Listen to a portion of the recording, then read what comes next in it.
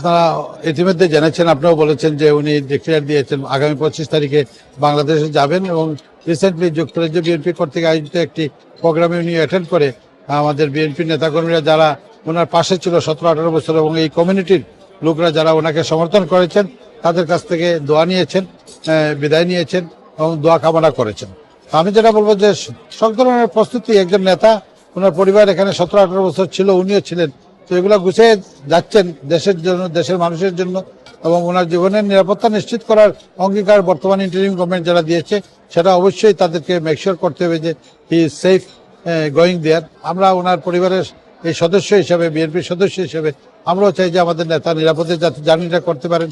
এই জন্য সকলের কাছে আমরা দোয়া কামনা করছি, আল্লাহ যেন ওনাকে নিরাপদ রাখেন, ওনার জার্নিটা সুন্দর, সফল এবং নিরাপদ করে দেন, এটাই দোয়া আমরা সকলের কাছে চাচ্ছি, দেশবাসীর কাছে চাচ্ছি।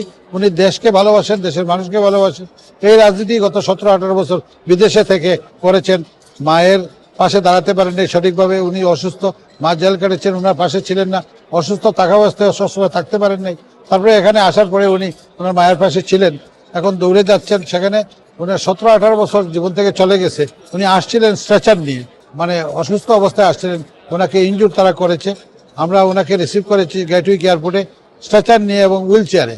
আজকে আমরা আনন্দ লাগতেছে যে আমার নেতা নিজের পায়ে হেঁটে বাংলাদেশে যাচ্ছেন, এটাও একটা আমাদের আল্লাহর কাছে শুকরিয়া আদায় করছে। আর উনি, আমার নেতা, বারবার বলেছেন যে এয়ারপোর্টে দয়া করে আপনারা কেউ যাবেন না, কারণ উনি খুবই সচেতন এইসব ব্যাপারে। উনি জনজীবনে কোনো ধরনের ব্যাঘাত ঘটাইতে চান না, এবং বাংলাদেশেও পার্টি যে সিদ্ধান্ত নিচ্ছে ওনার নির্দেশে যে কেউ যাতে এয়ারপোর্টে গিয়ে এখানে গেঞ্জাম না করে, কেউ যদি যাইতে চায় দলের নেতাকর্মীরা রাস্তার দুই পাশে দাঁড়াবে এবং যাতে মানুষের প্রবলেম না হয়, এবং অন্যান্য যাত্রীরাও আছে যাতে তারাও নিরাপদে তাদের ঘরে যেতে পারে। সেই ধরনের চিন্তা করে আমাদের এই নেতা, জনগণের যে নেতা, উনি এগুলো সিদ্ধান্ত দিয়েছেন। তো দলের কাজ করবে ওনার যতটুকু করার। বর্তমান ইন্টারিম গভর্নমেন্ট যেহেতু তারা গভর্নমেন্টে আছে, তাদেরও দায়িত্ব রয়েছে। এই অত্যন্ত জনপ্রিয় নেতা, বিশাল একটি দল, যে জনপ্রিয় দল বিএনপির ভারপ্রাপ্ত চেয়ারম্যান হিসেবে উনি যাচ্ছেন। এবং শুধু উনি বিএনপির ভারপ্রাপ্ত চেয়ারম্যান নয়, উনি এমন একটা আইকনিক একটা ফ্যামিলি থেকে আসছেন। ওনার বাবা স্বাধীনতার ঘোষক ছিলেন, আর্মির চিফ ছিলেন, তারপরে সফল একজন রাষ্ট্রপতি ছিলেন, তারপরে ওনার মা নির্বাচিত 3 বারের প্রধানমন্ত্রী ছিলেন এবং সফল প্রধানমন্ত্রী, যাকে গণতন্ত্রের জননী বলা হয়।